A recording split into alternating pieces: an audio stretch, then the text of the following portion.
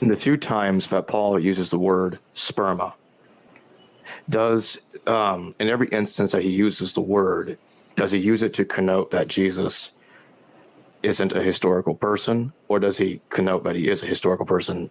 I guess the way I'm trying to phrase the question is it ever in the context of a heavenly sperm bank? This is a poorly formed question from the host, primarily because this is not how the argument is formed from the most defensible mythicist position. The most defensible form, or minimal mythicism, claims that it can be inferred that a cosmic sperm bank, as we would understand it, is maintained by God. Not that it's explicitly stated by Paul or anybody like that. Paul states that Jesus was made or created in Davidic flesh. This nuance is important because it doesn't entail Paul explicitly stating that he had a cosmic sperm bank in mind. So is it possible that Paul ever mentioned anything about sperm in conjunction with a sperm bank? No, but is it probable that a Jew advancing in his Judaism beyond any of his peers considered God to have stored David's sperm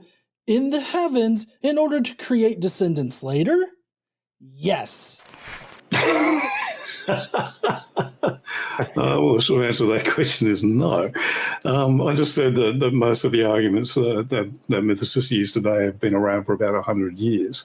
This is one that is new, and it's one that Richard Carrier has come up with in his book on the historicity of Jesus.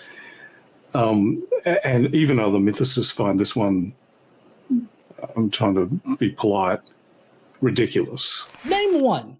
Name one mythicist that has actually said this. Maybe there are other mythicists that laugh at this idea. I want to know about these people, so please name drop them, Tim. Unless you're just pulling shit from thin air. Yeah, that's probably what you're doing. You're just making unsubstantiated claims to make it look like even mythicists find this ridiculous. Even so, most mythicists of the past have been cranks, so I really wouldn't trust them to know their ass from the hole in the ground.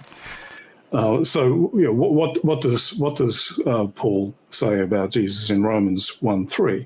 He says that Jesus was. I'm just looking at the reference so I can read it. So Romans 1:3, he says that his son who was descended from David according to the flesh and was declared to be son of God with power according to the Spirit of holiness by his resurrection from the dead. First, let's be clear. Romans 1:3 doesn't say exactly what Tim is claiming that it says here. Romans 1:3 says, having come from the seed of David according to the flesh. The reason that this is important is because the way that Tim recites it obfuscates what Paul is really saying here, and that's that Jesus was made from the seed of David. Next, let's try to analyze what Paul could be referring to in this verse about Jesus. You've got two ways to interpret this passage. It's either meant allegorically or literally. As for an allegorical reading, that would be interpreted as saying that Jesus is descended from David. Generally, that's how modern Bibles translate this passage. Galatians 3:29 claims that every baptized Christian is the seed of Abraham. Curiously, though, he doesn't say that Christians are made from the seed of Abraham, just that they are the seed of Abraham. So this allegory that we're talking about is something that Paul has kind of done before. But does Paul generally refer to Jesus' body in this same way? How does Paul refer to Jesus' body in other passages? Well, one thing that we do know is that he never uses the most explicit word for human birth, and that's gennao. He only ever uses the word ginomai, which means to become or to be manufactured. It's worth noting that the Greek interlinear for Paul's epistles actually renders this verse as saying, having come of the seed of David, and not descended from David. But you could still read this as being allegorical. Another aspect that the allegorical interpretation doesn't explain all that well is the fact that Paul only ever uses the word ginomai ginomai in reference to bodies when he's talking about Adam's body in 1 Corinthians 15:45 and our future resurrection bodies in 1 Corinthians 15:37. And if you think about these two other topics that Paul uses ginomai in order to describe, Adam's body definitely wasn't born from anyone. Adam's body was created by God. And then our future resurrection bodies are definitely not birthed by anybody. They are also divine creations of God. So given that Paul only uses ginomai when discussing these three specific topics, it makes sense that Paul most likely thought about Jesus' body in the same way that he thought about Adam's body in our future resurrection bodies. This whole idea gets reinforced in Philippians 2:6-8. Who, though he was in the form of God, did not count equality with God a thing to be grasped, but emptied himself by taking the form of a servant, being made, ginomai, in the likeness of men. And being found in human form, he humbled himself by becoming obedient to the point of death, even death on a cross.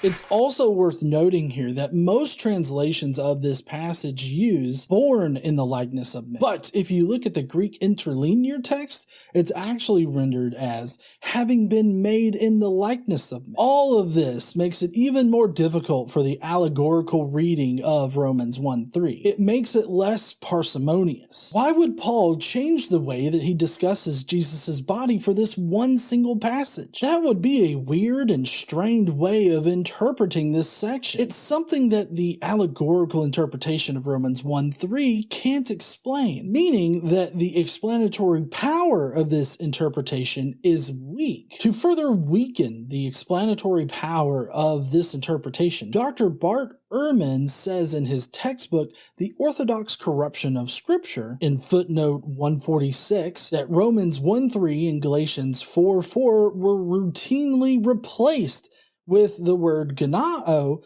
by later Christian scribes. They obviously didn't like how Paul referred to Jesus' body as being manufactured rather than birthed, so they decided to change it to make it more explicit. So as we can tell, as far as the explanatory power of this interpretation, it's very weak, and it leaves a lot more questions than it answers. So, what about the literal interpretation? How could Paul ever consider Jesus' body to be divinely manufactured using David's seed? As we all know, the two sources that Paul ever cites for information about Jesus are Revelations and Scripture. So the question would be, is there scriptural support for this entire idea in the Septuagint? Which not all Scripture was contained in the Septuagint, but the Septuagint and other things that were considered Scripture that we don't necessarily have now. Aha, yes, there is, in 2 Samuel 7:12-14. And when thy days be fulfilled, and thou shalt sleep with thy fathers, I will set up thy seed after thee,